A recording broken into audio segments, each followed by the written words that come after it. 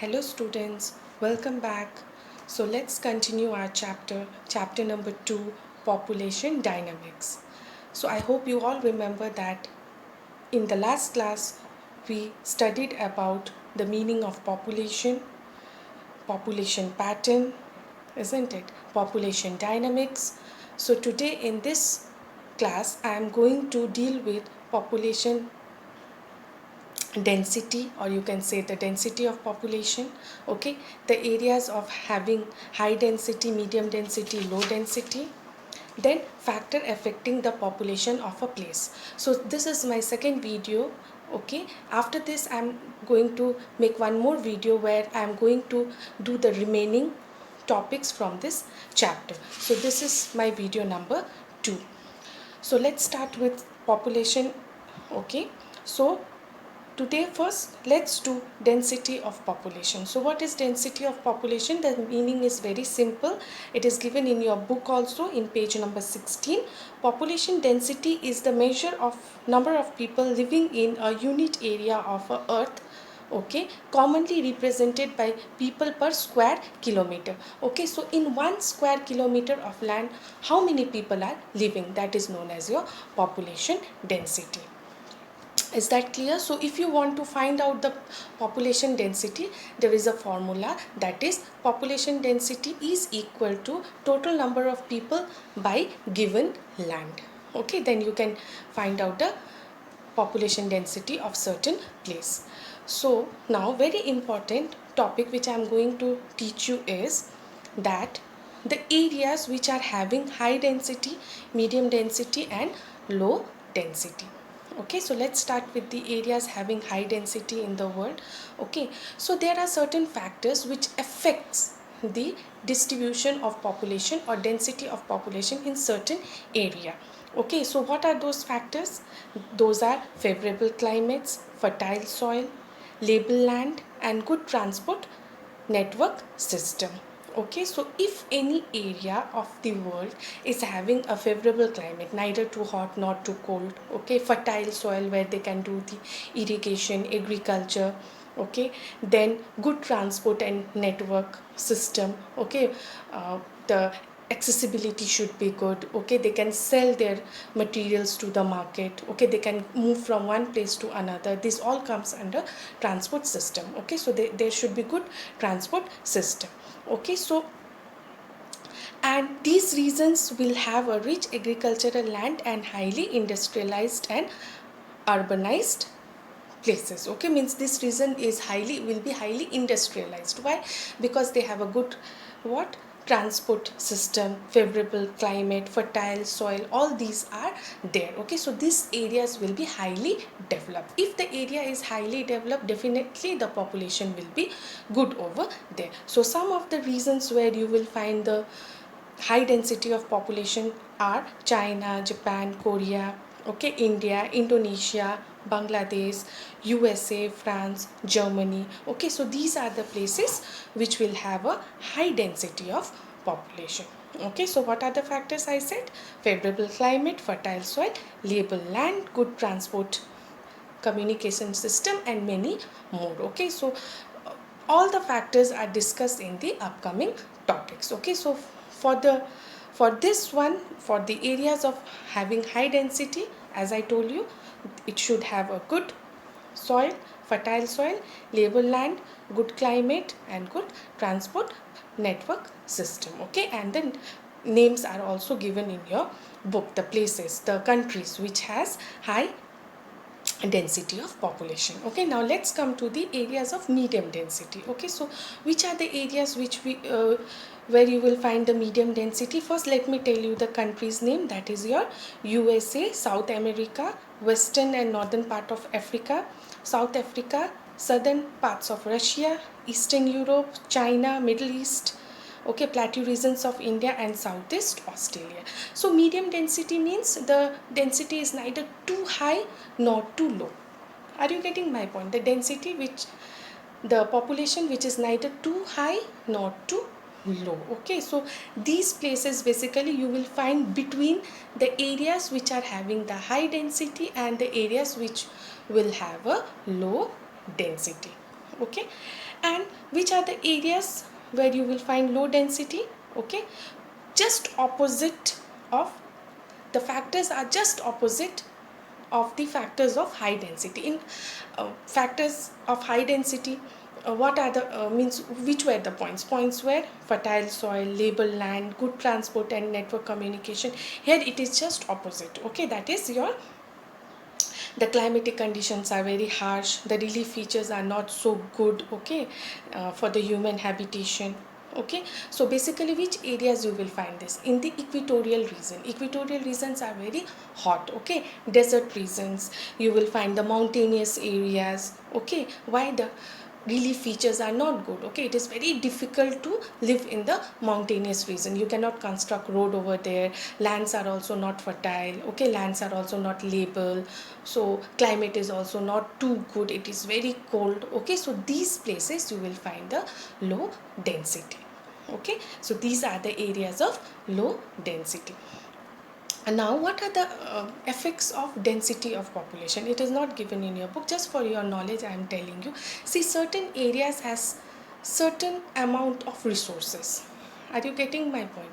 Okay, so those resources which are available in a particular area has to be distributed among all the people equally. Okay, but if any area is having more population than the given resources, that area is known as overpopulated area. Okay, take the example of your class. Okay, your class, suppose your class capacity is 20 students. Okay, 20, more than 20 students you cannot accommodate in that class. So what will happen?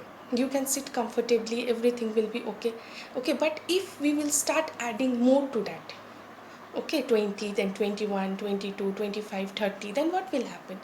You will have seating problem. Okay, now you will not get enough place to write. So in that case, what we have to do? We have to increase the resources. Okay, we have to increase the benches. Are you getting my point? So certain areas has certain amount of the, what you can say, the uh, means the availability of resources is what, limited. Okay, so the people should also live in that manner. Okay, otherwise what will happen? There will be the crisis of resources. Are you getting my point? So this is known as a what? Population density. Means total number of people living in a particular area. Okay, how many? Are you getting my point? That is known as your population density. Now in page number 18 you can see that certain, means 10 countries names are given with the largest population. Okay, in the world. They are China, India, United States, Indonesia, Brazil, Pakistan, Nigeria, Bangladesh, Russia and Mexico. Okay, so 60% of the world population live in just these 10 countries. So out of 100%, 60% of population are living in these countries. Which are the countries? China, India, United States, Indonesia, Brazil, Pakistan, Nigeria, Bangladesh, Russia and Mexico. Are you getting my point? Okay, now I'm going to tell you about the factors which affect the population of a place. Which are the factors? Why? As if you remember, I have taught you in the previous class that there are certain what factors. Okay, as and I told you that the distribution of population is not even in the world, it is very very uneven. So I am going to tell you which are the factors which affect the population of a place. Okay, so the factors are divided into two. First one is your geographical or physical factor and second one is your economic or social factor. And now geographical factor will include what? Relief feature, climatic condition, natural vegetation, soil and availability of water. Okay, so geographical factors include what? Relief feature. If the relief features are good, plains are what? Labeled. Okay, climatic condition is very good, very habitable. Okay, so definitely you will have a good population over there. So if you compare between the hilly areas, deserts and plains and plateaus, okay, you will find that plains have maximum concentration of population.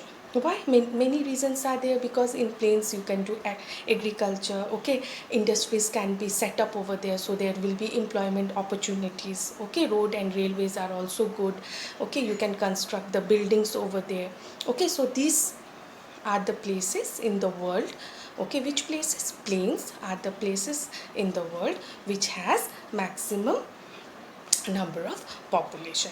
Next one is your climate. Under geographical factor, next one is your climate. So climate, as I told you, it is the most important factor. So extreme climate such as too hot or too cold or too dry do not support the population in any cause. That's why we find the desert areas has less population, okay, because the climate should be habitable. It should neither be too hot nor too cold.